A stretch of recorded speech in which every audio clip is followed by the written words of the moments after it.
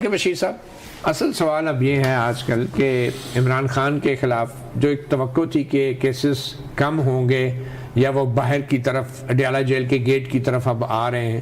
90 million pound کے اس کا آج دونوں یہ کیسز اڈیالہ جیل میں ہوئے، ان میں کیا معاملات چل رہے ہیں؟ ایک تو 190 ملین پاؤنڈ کیس بڑا تیزی سے اپنے آخری مراحل کی طرف بڑھ رہا ہے، مطلب اس میں آج سوالات انہوں نے جوابات جمع کروا دیے ہیں، تھرسڈے کو دوبارہ ہیئرنگ ہو رہی ہے اور اس کے بعد اس میں دلائل ہونے دونوں طرف کے اور فیصلہ آنا ہے، تو اس کا مطلب ہے کہ یہ کیس بالکل اپنے اینڈ کی طرف ہے۔ توشہ خانہ 2 کیس میں فرد جرم عائد ہونی، آج جو بشرا بی بی ہیں وہ 2-3 ہفتوں کے بعد آئی، آج فرد جرم عائد نہیں ہوئی، 12 کو شاید جب ہوگی، لیکن اس میں ایک اور انٹرسٹنگ پہلو یہ ہے کہ جی ایچ کیو حملہ case, G H Q gate پہ جو حملہ تھا اس کیس سے متعلق کل ہیئرنگ ہونے جا رہی ہے، اس پہ فرد جرم عائد ہو چکی ہے۔ اب جو پنڈی کے 9 مئی کے کیسز ہیں ان میں ایک کیس کو بڑی تیزی سے پراسیکیوشن جو ہے وہ آگے بڑھا رہی ہے اور کل اس پہ باقی ملزمان تقریباً 88 ملزمان پہ فرد جرم عائد پہلے ہو چکی ہے، باقیوں پہ کل فرد جرم عائد ہونی اور پھر گواہوں کے بیانات اور اس کے بعد ٹرائل جو ہے وہ آگے بڑھنا ہے۔ ایک اور خبر بھی آئی تھی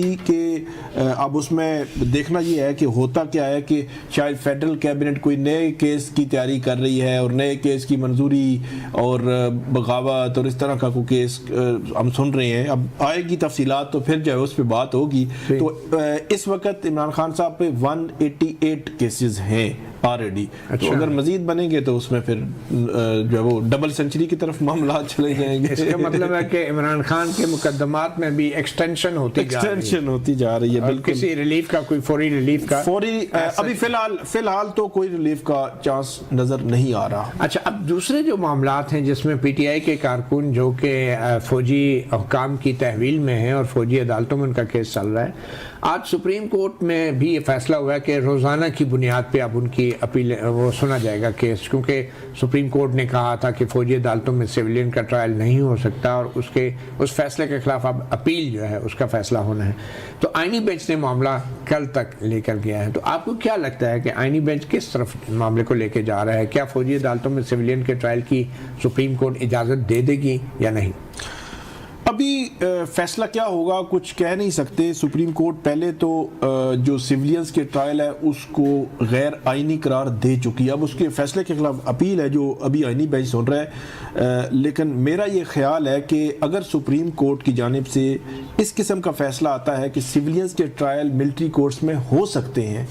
تو یہ بہت ہی غیر معمولی ایک معاملہ ہوگا، بہت ہی غیر معمولی قسم کا فیصلہ ہوگا جس میں سپریم کورٹ بہت ساری چیزوں کو نظر انداز کر کے جو وہ آگے بڑھ جائے گی۔ مجھے لگتا نہیں کہ ایسا جب وہ فیصلہ ہو، لیکن جو لوگ ملٹری کی کسٹڈی میں ہیں تو وہ مئی 2023 سے ہیں، وہ بھی تقریباً 18-19 ماہ ان کو ہو گئے ہیں۔ ایک چیز تو میرا خیال میں طے ہے کہ جو بھی ہے فیصلہ سپریم کورٹ کو کرنا چاہیے کہ تاکہ ان خاندانوں کو، فیملیز کو کلیئرٹی ہو جائے کہ ان کے جو لوگ ہیں کسٹڈی میں انہوں نے کہاں رہنا ہے، کیسے رہنا ہے، کتنی سزا ہے۔ اور آج حفیظ اللہ نہی صاحب نے بھی کہا کہ سپریم کورٹ کے سٹے آرڈر کی وجہ سے وہ لوگ ابھی تک جیل میں ہیں اور ان کا فیصلہ نہیں ہو رہا، بلکہ حکومت کی طرف سے ایڈیشنل اٹارنی جنرل نے بتایا کہ ٹرائل مکمل ہو چکا ہے، فیصلے تیار ہیں، صرف سپریم کورٹ کے سٹے آرڈر کی وجہ سے سنائے نہیں جا رہے۔ سپریم کورٹ نے کہا تھا کہ ٹرائل آپ مکمل کر لیں، فیصلے نہ دیں، تو اب وہ لیکن آئندہ چند دنوں میں بقول جسٹس جمال خان مندوخیل کے اندر چند دنوں میں اس کا فیصلہ ہونے کے امکانات ہیں، وہ کر دے گی۔ ایک چھوٹی سی بریک لیں گے اور عامر مغل صاحب اور علی گوہر بلوچ صاحب، آپ کا بہت شکریہ، آپ نے صحافی پروگرام کو وقت دیا۔